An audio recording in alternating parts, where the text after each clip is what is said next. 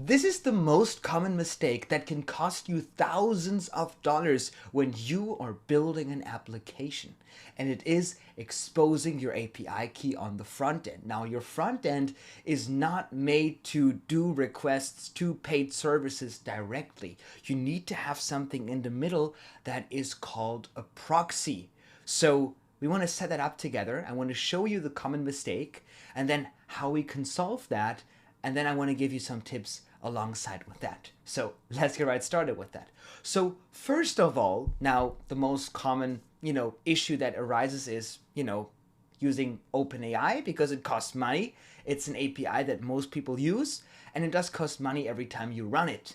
Now the problem with that is if you put your API key with the API on your front end, people can take your key, run it in your name, and then you pay for their app, which you don't want to do. So let me show you the common mistake first of all.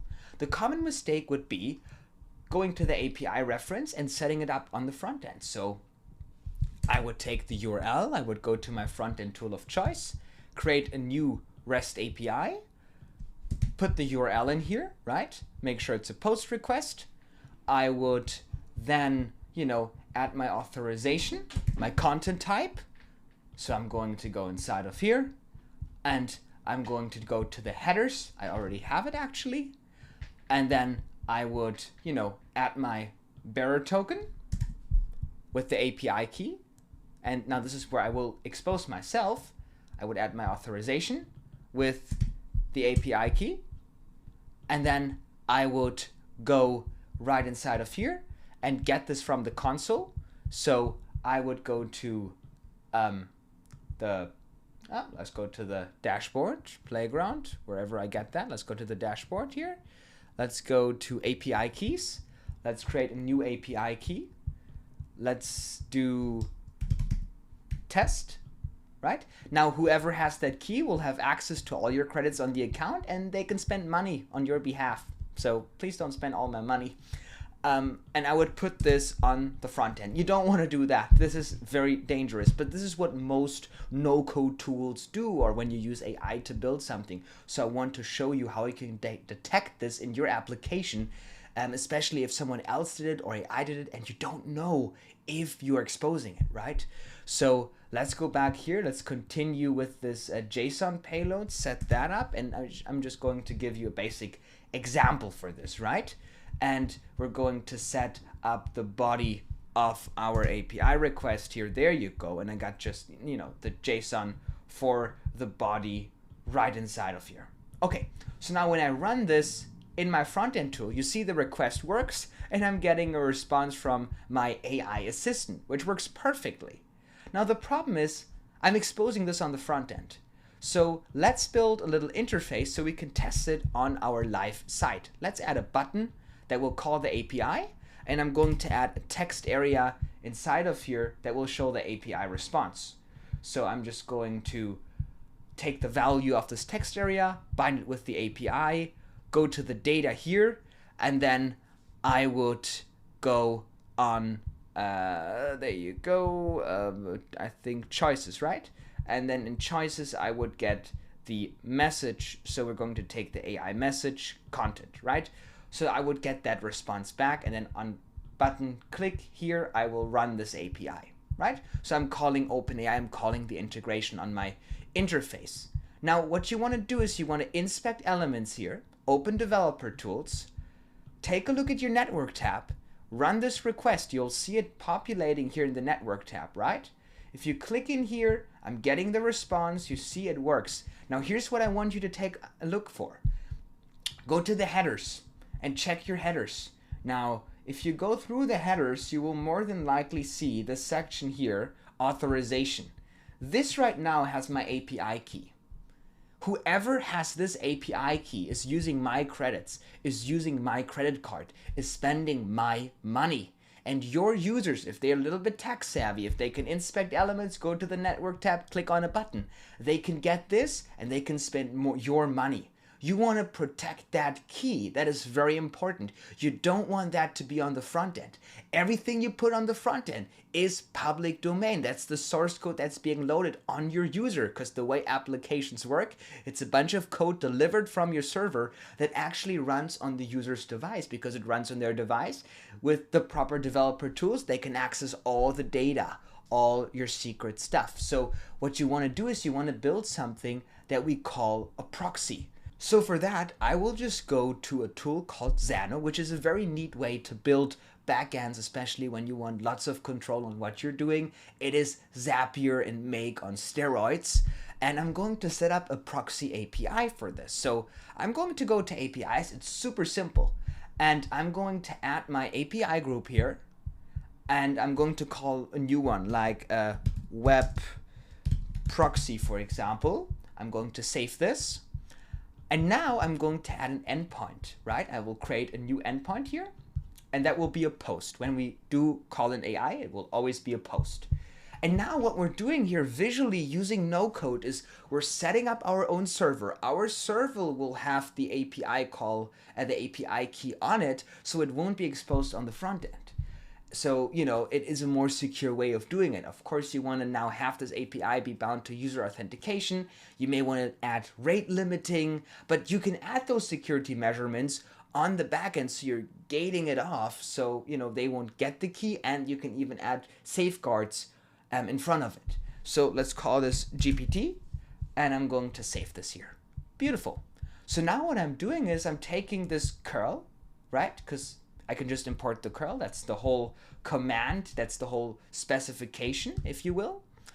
Or we could, you know, manually do that. Let's manually do that to kind of like get a better understanding here, right? And what I can do is I will now, I have my server here, and I will have my server call OpenAI server. So I'm not exposing the key directly. So I'm doing an external API request. I will put the URL in here. It will be a post request. So let's make it post, because their API tells us that it will be a post right here. And now I'm going to set the content type.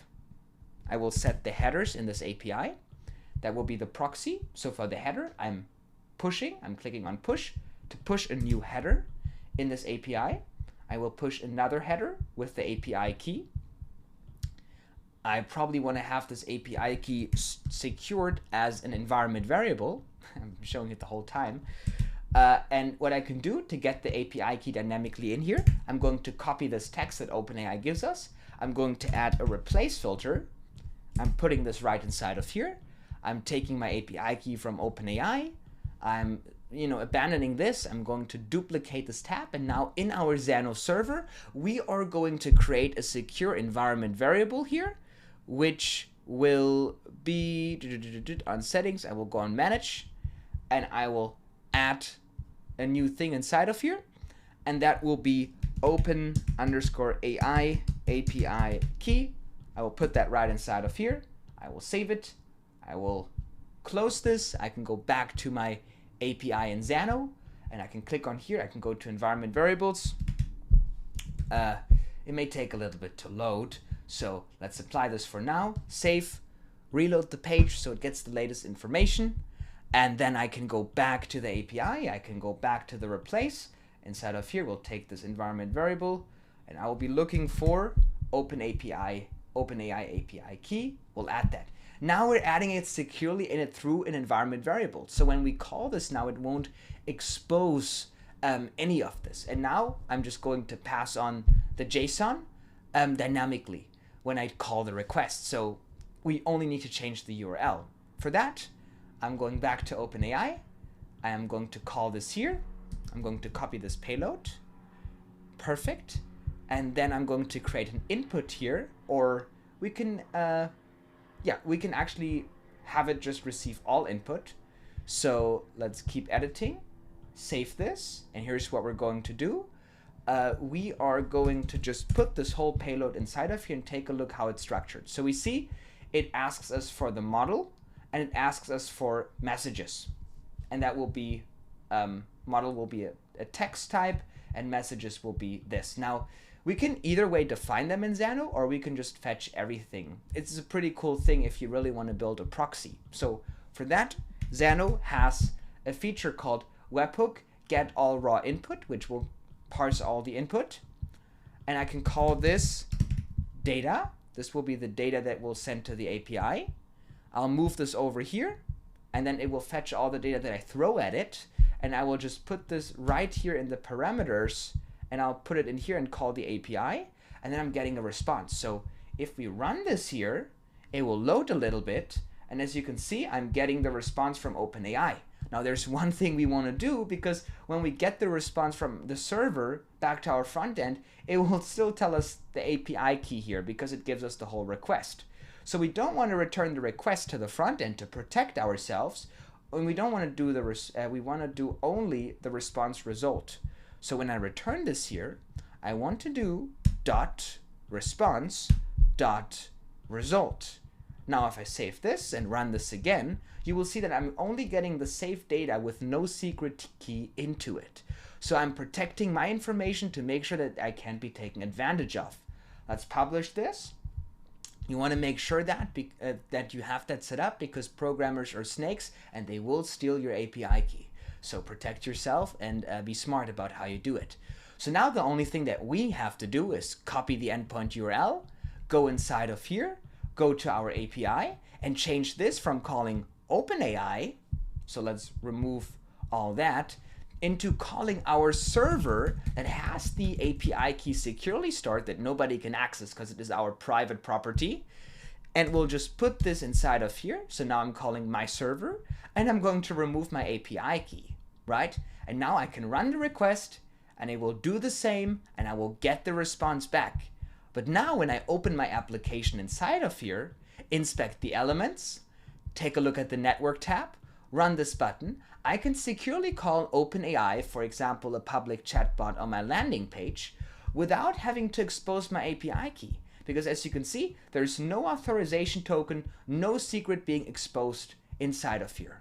Now, if you really want to screw with your customers or your users that want to hack you, here's what you can do. You can go to this request here, and you can go to headers. You can add an authorization header, and you can just write in here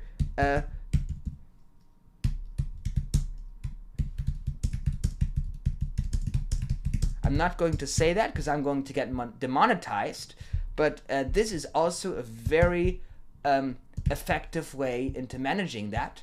So now when I open my application and I go on inspect elements, and I take a look at the network tab when I run in here, you know, if they want to steal your API key, they will see a very clear message right inside of here. And this is how you protect your API key from being stolen. Thank you so much for watching. You probably want to add authentication, add rate limiting later on, but we'll make more videos about that. And if you want to learn more on how to protect yourself from, bad people on the internet, and to protect your application and your credit card, subscribe to this YouTube channel, because we will do way more of that. Thank you so much for watching.